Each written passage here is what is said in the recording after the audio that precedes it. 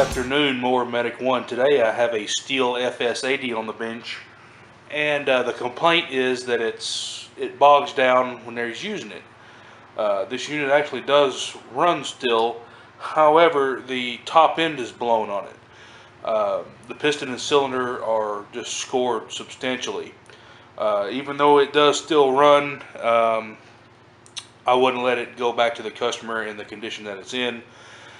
If you, at this point, this is where a lot of people make a mistake of letting the unit go out. They'll clean the carburetor, do a tune-up to it, to a machine that's blown up.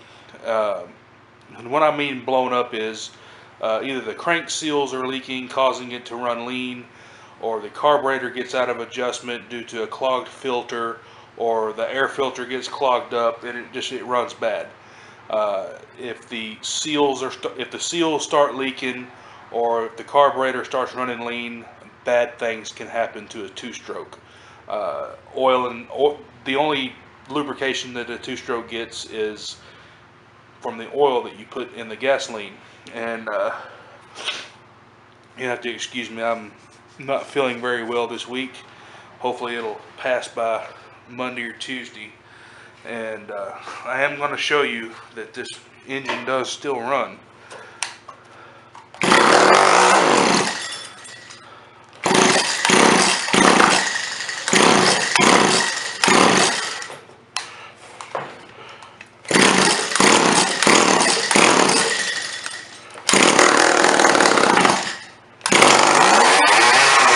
Now this is with the exhaust port showing, and as you can tell, I'll pull it slow. The rings are just non-existent. What this causes is a low compression or no compression situation. This engine has actually lean seized. It's not due to insufficient oil. What happens is the seals leak on the crankshaft, say like here on the flywheel side, or the crankshaft where the starter is. It can also leak right here where this base gasket is. If your engine has a lot of wet, oily buildup around your seals, probably leaking. So that's the first thing I would check. And also leak here where the crank halves are mated together. When the air fuel mixture gets more air due to leaking seals, it causes the air fuel ratio to be lean. Yeah, it may have the same amount of fuel, but you're introducing fresh outside air, and it causes a superheated, overheated condition, and it's not bueno. So another thing that'll attribute to these engines overheating are running them with no guard on the engine right here, or on the trimmer head. Also, they'll overheat by just running the wrong fuel mixture.